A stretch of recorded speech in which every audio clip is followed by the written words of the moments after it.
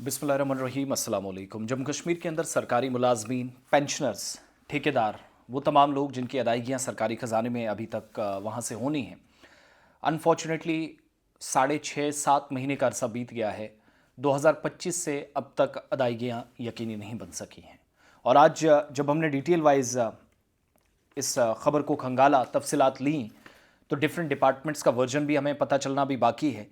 लेकिन जो लोग मुतासिर हुए हैं, जो लोग प्रभावित हुए हैं, उनका पैसा अभी आना बाकी है, जो बहुत ज़्यादा मुश्किलात है और फ्रस्ट्रेशन एक तरह से है।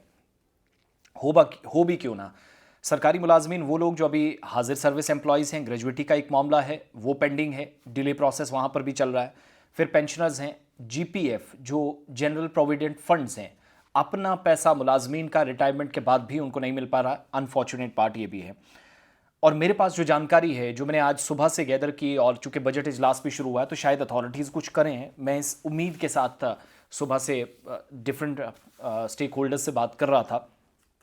सो आई गॉट टू नो कि मई का महीना 2025 के बाद, जो जब भारत और पाकिस्तान के दरमियान कश्मकश हुई, तब से लेकर अब तक यूनियन टेरिटरी या केंद्र शासित प्रदेश जम्मू कश्मीर में जो अदायगियां हैं वो नहीं हुई मुख्तलिफ अजला के अंदर, अक्रॉस मल्टीपल डिस्ट्रिक्ट्स इन J&K union territory.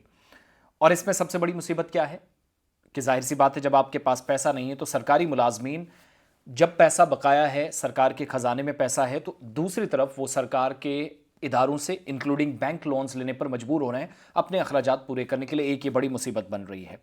Retired employees जो हैं वो सबसे ज़्यादा मुश्किलात हैं। किसी को अपनी बच्ची की शादी करनी है, किसी को कुछ और मामलात हैं, रिश्ता, निकाह, कोई ना कोई प्रोसेस है जहाँ पर उनके ज़िंदगी के ज़ाती मामलात को आगे ले जाना है, वो नहीं हुआ। और कई लोगों की जिनकी मौत हुई, वो जो पोस्ट डेथ बेनिफिट्स जिसको आप कहते हैं, वो भी अभी डिले प्रोसेस में सरकार ने डाले हुए हैं।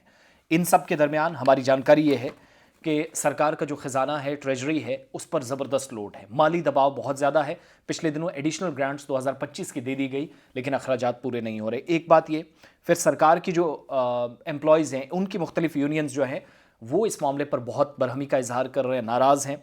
सरकार से इस बात पर मुतालबा किया जा रहा है कि डिपार्टमेंट ट्रेजरीज के पता नहीं कोई हम आहंगी नहीं बन रही है, कोऑर्डिनेशन नहीं है, और मैक्सिमम लोग इससे अफेक्ट हो रहे हैं। अगर वक्त पर ये पैसा जो पेंडिंग है ये अदा नहीं हुआ, बहुत सारे लोगों की तनख्वाह भी अब डिले आना शुरू हो गई है, और खुदा ना खास्ता मुझे लगता है अगर ये सिचुएशन रही, नए बजट में भी कुछ नहीं हुआ, मरकज़ से भी जिस मुआवनत की उम्मीद उमर साहब कर रहे थे वो नहीं मिला, तो प्रॉब्लम्स और ज़्यादा बढ़ेंगी।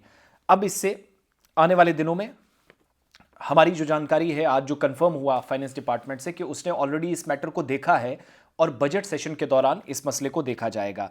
कई लोग ट्रेजरीज के चक्कर लगा रहे हैं, इंतजामी अफसरान के पास जा रहे हैं, दफातर में चक्कर लगा रहे हैं, लेकिन फ्रस्ट्रेशन, चेहरे पर मायूसी, नाराज़गी और अजियत के अलावा उनके पास कुछ नज़र नहीं आ रहा। सो अगर ये डिले प्रोसेस चलता रहा, बहुत मुश्किल होंगी। तो इसमें खुद उमर साहब को ज़ाती तौर पर ज़्यादा जो है वो मुदाखलत करनी पड़ेगी, दिलचस्पी लेनी पड़ेगी, अदरवाइज़ बहुत मुश्किल होगा, क्योंकि आप बजट सेशन की तरफ जा रहे हैं। सो इट इज़न्ट पॉसिबल कि बजट से कुछ दिन पहले हवा में कोई तीर मारकर आप ये सारी चीज़ें कर दें। एम्प्लॉयज़, पेंशनर्स, ग्रेजुएटी के मसले बहुत परेशानी कर रहे हैं, और जो बाकी पैसा भी अपना है, लोन्स के अलावा कोई ऑप्शन बचता नहीं है।